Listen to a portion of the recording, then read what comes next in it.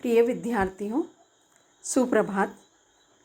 आज हम भारतीय आर्य भाषा में हिंदी की स्थिति पर चर्चा करेंगे कि किस तरह हिंदी विभिन्न पड़ावों को पार करती हुई आधुनिक मुकाम पर पहुंची। भारतीय आर्य भाषा के समय को हम देखते हैं तो पाते हैं कि भारतीय आर्य भाषा का विकास प्राचीन काल की वैदिक संस्कृत व लौकिक संस्कृत से होता हुआ मध्यकालीन समय में प्रथम पाली व शिलालेखी प्राकृत के रूप में पाते हुए द्वितीय पड़ाव प्राकृतों का रहा, जिनको हम शोरसेनी, पेशाची, महाराष्ट्री, अर्धमागधी, मागधी विविध रूप में देख सकते हैं। तृतीय स्थिति में अपभ्रंश का विकास हुआ। अपभ्रंश भी हमें दो रूप में दिखाई देती है, एक ब्राचड़, द्वितीय खस। मध्यकालीन आर्य भाषा वो आधुनिक आर्य भाषा के मध्य संवत 500 ईस्वी पूर्व से 5000 ईस्वी तक व 1000 ईस्वी से 20वीं सदी के मध्यकाल का समय संक्रांति काल रहा है। उस समय हम अवहट्ट भाषा की स्थिति देख सकते हैं। आधुनिक आर्य भाषाओं में से शोरसेनी, पेशाची, ब्राचड़, खस, महाराष्ट्र, अर्धमागधी, मागधी भाषाएं का उदय हुआ। शोरसेनी भाषा से पश्चिमी हिंदी, राजस्थानी, गुजराती अस्तित्व में आई। पश्चिमी हिंदी से बागरू, खड़ी बोली, ब्रज, बुंदेली भाषाओं का विकास हुआ। राजस्थानी भाषा से मेवाती, जयपुरी, मारवाड़ी, मालवी बोलियों का विकास हुआ। ब्राचड़ से सिंधी का विकास हुआ। पेशाची से लहंदा वो पंजाबी बोलियों का विकास हुआ और खस से पहाड़ी और पहाड़ी की अपनी दो बोलियां कुमायूनी और गढ़वाली। महाराष्ट्र से मराठी भाषा अस्तित्व में आई। अर्धमागधी से पूर्वी हिंदी का विकास हुआ, जिसमें हम 3 बोलियां पाते हैं, अवधी, बघेली, छत्तीसगढ़ी। मागधी से बिहारी, बंगाली, उड़िया, असमिया बोलियां अस्तित्व में आई और भोजपुरी से मगही वो मैथिली बोलियां अस्तित्व में आई। ये रहा भारतीय आर्य भाषा का एक नज़र से देखने पर हमारे सामने यह स्थिति उभर कर सामने आई। लेकिन अब हम ये समझते हैं कि हिंदी का शाब्दिक अर्थ क्या है। हिंदी का शब्द हिंदी ही क्यों रखा गया है? हिंदी शब्द का अर्थ प्रायः संस्कृत शब्द सिंधु से माना जाता है। सिंधु शब्द को संस्कृत का न मानकर द्रविड़ या किसी पूर्ववर्ती भाषा को मानते हैं, किंतु यह संस्कृत से आया है। सिंधु सिंध नदी को कहते हैं। उसी आधार पर उसके आसपास की भूमि को सिंधु कहने लगे। यह सिंधु शब्द ईरानी में जाकर हिंदू और फिर हिंद हो गया। इसका अर्थ था सिंध प्रदेश। बाद में ईरानी धीरे धीरे भारत के अधिक भागों से परिचित होते गए और इस शब्द के अर्थ में विस्तार होता गया और यह हिंद शब्द धीरे धीरे पूरे भारत का वाचक हो गया। इसी में ईरानी का एक प्रत्यय लगने से हिंदिक बना, जिसका अर्थ है हिंद का। यूनानी इंडिका या अंग्रेजी इंडिया आदि इस हिंदिक के ही विकसित रूप हैं। हिंदी भी हिंदिक का ही परिवर्तित रूप है। इसका अर्थ है हिंद का। इस प्रकार ये विशेषण है, किंतु भाषा के अर्थ में संज्ञा हो गया है।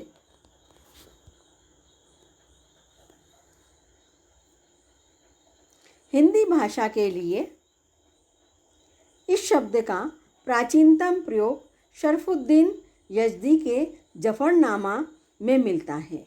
हिंदी शब्द का अर्थ और प्रयोग वस्तुतः शब्दों में अरबी, फारसी तथा संस्कृत के आधिक्य की बात को छोड़ दें तो हिंदी उर्दू में कोई खास अंतर नहीं है। दोनों ही एक ही भाषा की दो शैलियाँ हैं। इसलिए प्रारंभ में हिंदी शब्द का प्रयोग हिंदी और उर्दू दोनों के लिए होता था। तज़किरा मखजून उलग रायब में आया दर जबाने हिंदी की मुराद उर्दू अस्त, यहाँ हिंदी उर्दू का समानार्थी है। तो दूसरी तरफ हिंदी के सूफ़ी कवि नूर मोहम्मद ने कहा है, हिंदू मग पर पाँव न राखियो का बहुते जो हिंदी भाखियो। यहाँ इस शब्द का प्रयोग हिंदी के लिए है। मुल्ला वजही, सौदा, मीर आदि ने अपने शेरों को हिंदी शेर कहा है। गालिब ने भी अपने कई पत्रों में कई स्थानों पर हिंदी उर्दू को समानार्थी रूप में प्रयुक्त किया है। कहने का तात्पर्य यह है कि 19वीं सदी के प्रथम चरण में अंग्रेजी की विशेष भाषा नीति के कारण ही इन दोनों की अलग अलग भाषाएं माना जाने लगा और उर्दू को मुसलमानों से जोड़ दिया गया तो हिंदी को हिंदुओं से। यदि अंग्रेज बीच में न पड़े होते तो आज ये दोनों एक भाषाएं होती। न्यू भाषा विज्ञान वेता आज भी इन दोनों को एक ही भाषा की दो शैलियाँ मानते हैं। सचमुच हिंदी शब्द का प्रयोग आज मुख्य रूप से 3 अर्थों में हो रहा है। हिंदी शब्द अपने विस्तृततम अर्थ में हिंदी प्रदेश में बोले जाने वाली 17 बोलियों का द्योतक है। हिंदी साहित्य के इतिहास में हिंदी शब्द का प्रयोग इसी अर्थ में होता है। यहाँ ब्रज, अवधी, डिंगल, मैथिली, खड़ी बोली आदि सभी में लिखित साहित्य का विवेचन किया जाता है। वस्तुतः अब हिंदी साहित्य के इतिहास में पूरा उर्दू और पूरा दक्षिणी साहित्य भी समाहित कर लिया जाना चाहिए। इस प्रकार उर्दू तथा दक्षिणी को मिलाकर हिंदी 17 बोलियों उर्दू तथा दक्षिणी को अपने अंतर्गत समाहित किए हुए है। भाषा विज्ञान में प्राय पश्चिमी हिंदी और पूर्वी हिंदी को ही हिंदी मानते हैं। गियर्सन ने इसी आधार पर हिंदी प्रदेश की अन्य उपभाषाओं को राजस्थानी, पहाड़ी, बिहारी कहा था, जिनमें हिंदी शब्द का प्रयोग नहीं है, किंतु अन्य 2 को हिंदी मानने के कारण पश्चिमी हिंदी तथा पूर्वी हिंदी नाम दिया था। इस प्रकार इस अर्थ में हिंदी 8 बोलियों ब्रज, खड़ी बोली, बुंदेली, हरियाणवी, कन्नौजी, अवधी, बघेली, छत्तीसगढ़ी का सामूहिक नाम है। हिंदी शब्द का संकुचितम अर्थ है खड़ी बोली साहित्यिक हिंदी, जो आज हिंदी प्रदेशों की सरकारी भाषा है, पूरे भारत की राजभाषा है। समाचार पत्रों, फिल्मों में जिसका प्रयोग होता है तथा जो हिंदी प्रदेश के भाषा का माध्यम है, जिसे परिनिश्चित हिंदी या मानक हिंदी आदि नामों से भी अभिहित करते हैं। हिंदी का उद्भव वास्तव में शूरसेनी अपभ्रंश से हुआ है, किंतु यदि उसे पश्चिमी हिंदी पूर्वी हिंदी की 8 बोलियों का प्रतिनिधि माने तो उसका उद्भव शूरसेनी तथा अर्धमागधी अपभ्रंश से हुआ है। यदि उसे 17 बोलियों का प्रतिनिधि माने तो हिंदी का उद्भव शौरसेनी अर्धमागधी अपभ्रंश से हुआ है, जिसका उद्भव काल मोटे रूप से 1000 ईस्वी के लगभग माना जा सकता है। हिंदी के विकास पर जब हम दृष्टिपात करते हैं तो पाते हैं कि हिंदी के कुछ रूप पाली में ही मिलने लगते हैं। प्राकृत काल में उनकी संख्या और भी बढ़ जाती है तथा अपभ्रंश काल में ये रूप 40% से ऊपर हो जाते हैं, किंतु हिंदी भाषा का वास्तविक आरंभ 1000 ईस्वी से माना जाता है। इस तरह हिंदी के विकास का इतिहास आज तक कुल लगभग 950 वर्षों में फैला है। भाषा के विकास की दृष्टि से इस पूरे समय को 3 कालों में बांटा जा सकता है। आदिकाल 1000 ईस्वी से 1500 ईस्वी तक। हिंदी भाषा अपने आदिकाल में सभी बातों में अपभ्रंश के बहुत अधिक निकट थी, क्योंकि उसी से हिंदी का उद्भव हुआ था। उसकी प्रमुख विशेषताएं निम्नांकित हैं। ध्वनि आदिकालीन हिंदी में मुख्यतः उन्हीं ध्वनियों, स्वरों और व्यंजनों का प्रयोग मिलता है जो अपभ्रंशों में प्रयुक्त होती थी। प्रमुख अंतर इस प्रकार है। अपभ्रंश में केवल 8 स्वर थे। अ, आ, ई, उ, ए, ओ। ये 8 ही स्वर मूल स्वर थे। आदिकालीन हिंदी में 2 नए स्वर ए, औ विकसित हो गए जो संयुक्त स्वर थे, जिनका उच्चारण क्रमशः ऐ, औ था। च, छ, ज, झ संस्कृत, पाली, प्राकृत अपभ्रंश में स्पर्श व्यंजन थे, किंतु आदिकालीन हिंदी में आकर वे स्पर्श संघर्षी हो गए और तब से अब तक ये स्पर्श संघर्षी ही हैं। न, र, ल, स संस्कृत, पाली, प्राकृत अपभ्रंश में द्वंद्व ध्वनि थे। आदिकाल में ये वत्तसी हो गए। अपभ्रंश में ड, ढ व्यंजन नहीं थे। आदिकालीन हिंदी में इनका विकास हो गया। न, म, ल पहले संयुक्त व्यंजन थे, अब वे क्रमशः न, म, ल के महाप्राण रूप हो गए, अर्थात संयुक्त व्यंजन न रहकर मूल व्यंजन हो गए। संस्कृत तथा फारसी आदि से कुछ शब्दों के आ जाने के कारण कुछ नए संयुक्त व्यंजन हिंदी में आ गए जो अपभ्रंश में नहीं थे। कुछ अपभ्रंश शब्दों के लोप के कारण कुछ ऐसे संयुक्त व्यंजनों के लोप की भी संभावना हो सकती है जो अपभ्रंश में थे। व्याकरण की दृष्टि से देखते हैं तो पाते हैं कि आदिकालीन हिंदी का व्याकरण 1100 ईस्वी के आसपास तक अपभ्रंश के बहुत अधिक निकट था। भाषा में काफ़ी रूप ऐसे थे जो अपभ्रंश के थे, किंतु धीरे धीरे अपभ्रंश के व्याकरणिक रूप कम होते गए और हिंदी के अपने रूप विकसित होते गए तथा धीरे धीरे 1500 ईस्वी तक आते आते हिंदी अपने पैरों पर खड़ी हो गई और अपभ्रंश के रूप प्राय प्रयोग से निकल गए।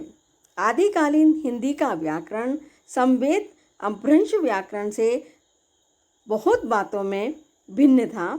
जैसे अपभ्रंश काफ़ी हद तक संयोगात्मक भाषा थी। क्रिया तथा कार के रूप संयोगात्मक होते थे, किंतु आदिकालीन हिंदी में वियोगात्मक रूपों का प्राधान्य हो गया। सहायक क्रियाओं तथा प्रसंगों यानी कारक चिन्हों का प्रयोग काफ़ी होने लगा। धीरे धीरे संयोगात्मक रूप कम होते गए और उनका स्थान वियोगात्मक रूप लेते गए। नपुंसक लिंग एक सीमा तक अपभ्रंश में था, यद्यपि संस्कृत, पाली, प्राकृत की तुलना में उसकी स्थिति अस्पष्ट सी होती जा रही थी। आदिकालीन हिंदी में नपुंसक लिंग का प्रयोग प्राय पूर्णतः समाप्त हो गया। गोरखनाथ में कुछ प्रयोगों ने नपुंसक लिंग का माना गया है, किंतु यह मान्यता पूर्णतः असंदिग्ध नहीं कही जा सकती। हिंदी वाक्य रचना में शब्द क्रम निश्चित होने लगा था। शब्द समूह पर दृष्टिपात करते हैं तो पाते हैं कि आदिकालीन हिंदी का शब्द समूह अपने आरंभिक चरण में अपभ्रंश का ही था, किंतु धीरे धीरे परिवर्तन आते गए, जिनमें उल्लेख्य इस प्रकार है कि भक्ति आंदोलन का आरंभ हो गया था, अतः तत्सम शब्दावली अपभ्रंश की तुलना में कुछ बढ़ने लगी। द्वितीय मुसलमानों के आगमन से पश्तो, फारसी तथा तुर्की भाषाओं का प्रभाव पड़ा और कुछ शब्द इन तीनों भाषाओं से हिंदी में आए। भक्ति आंदोलन तथा मुसलमानी शासन का प्रभाव समाज पर भी पड़ा, जिसके परिणाम स्वरूप इस बात की भी संभावना हो सकती है कि कुछ ऐसे पुराने शब्द जो अपभ्रंश में प्रचलित थे, इस काल में अनावश्यक या अत्यावश्यक होने के कारण या तो शब्द समूह से निकल गए या फिर उनका प्रयोग बहुत कम हो गया।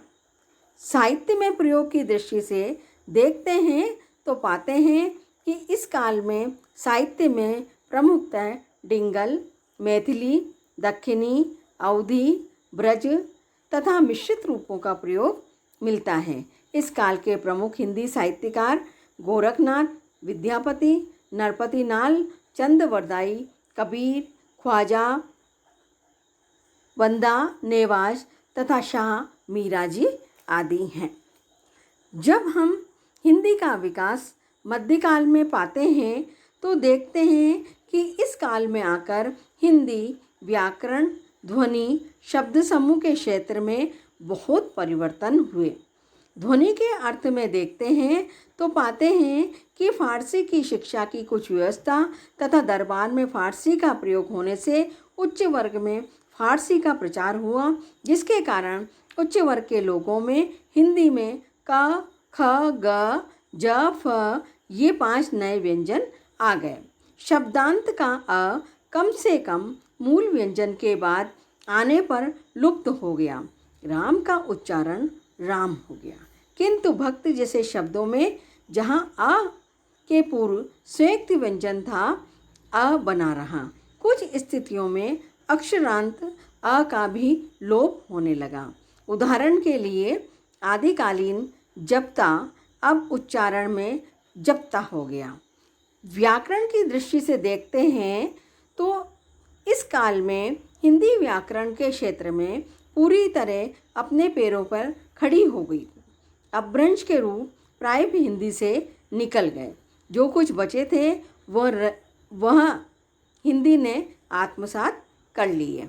भाषा आदिकालीन भाषा की तुलना में और भी वियोगात्मक हो गई। संयोगात्मक रूप और कम हो गए।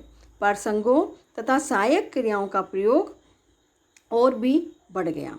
उच्च वर्ग में फारसी का प्रचार होने के कारण हिंदी वाक्य रचना फारसी से प्रभावित होने लगी। शब्द समूह के अंतर्गत इस काल में आते आते काफ़ी शब्द फारसी लगभग 3500, अरबी लगभग 2500, पश्तो लगभग 50, तुर्की लगभग 125 हिंदी में आ गए। उनकी संख्या लगभग 6000 हो गई। भक्ति आंदोलन के चरम बिंदु पर पहुंचने के कारण तत्सम शब्दों का अनुपात भाषा में और भी बढ़ गया। यूरोप से संपर्क होने के कारण कुछ पुर्तगाली, स्पेनी, फ्रांसीसी तथा अंग्रेजी शब्द भी हिंदी में आ गए। साहित्य में प्रयोग की दृष्टि से देखने पर विदित होता है कि इस काल में धर्म की प्रधानता के कारण राम स्थान की भाषा अवधी तथा कृष्ण स्थान की भाषा ब्रज में ही विशेष रूप से साहित्य रचा गया। न्यू दक्खनी, उर्दू, डिंगल, मैथिली और खड़ी बोली में भी साहित्य रचना हुई। इस काल के प्रमुख साहित्यकार जायसी, सूर, मीरा, तुलसी, केशव, बिहारी, भूषण देव, बुरहानुद्दीन, नुसरती, कुली, कुतुब शाह वजई तथा वली आदि हैं। धन्यवाद।